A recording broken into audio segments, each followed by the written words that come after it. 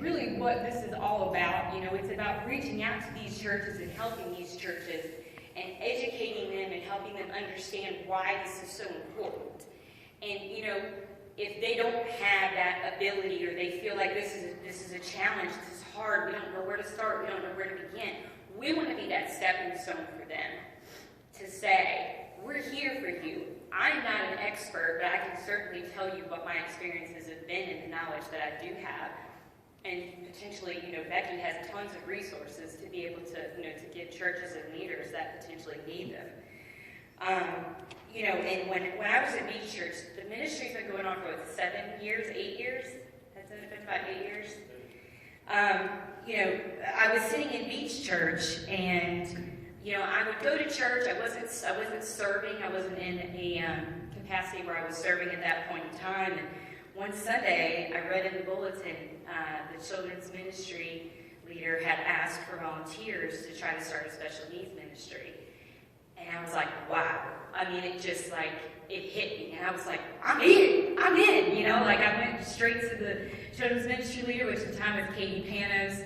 And we just started putting our heads together and just being like, okay, how are we going to do this? What are we going to do? And it's just so exciting because I was like, these kids, my entire life, have been always such like I said, a burden on my heart. And so, it was just so cool to be like, wow, this church wants to help, wants to be there for these kids and these families. So we actually had, at the time, we had 2 kids that were blind.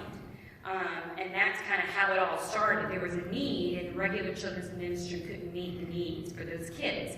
And so we started kind of working with it. We started out with just one room where it was like, okay, so, we can do, have this one room for, these kids, which we called Beach Buddies. They still call it Beach Buddies Ministry. And we took the regular children's curriculum and we just modified it, which I didn't realize how visual the curriculum actually was until we tried to modify that curriculum for kids who can't see. So that, it was a little bit of a challenge, but we did it and we made it work. We had a few toys. I mean, we didn't have a whole lot.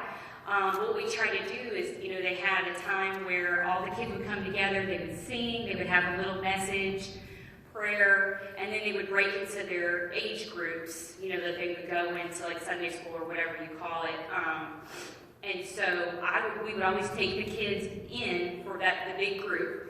And then when they broke into the small groups, we would take them into the Beach Buddies room, and then we would do our modified curriculum, and we would do prayer, and then we would play.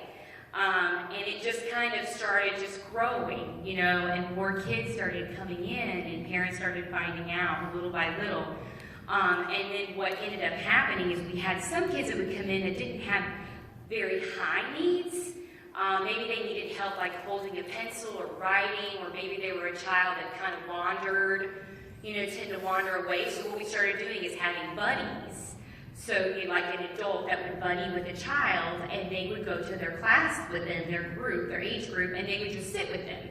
So if they needed assistance with writing, or let's say they tried to get up and kind of wander off or that type of thing, the buddy would be there for them to keep them at the table or help them with whatever they needed help with.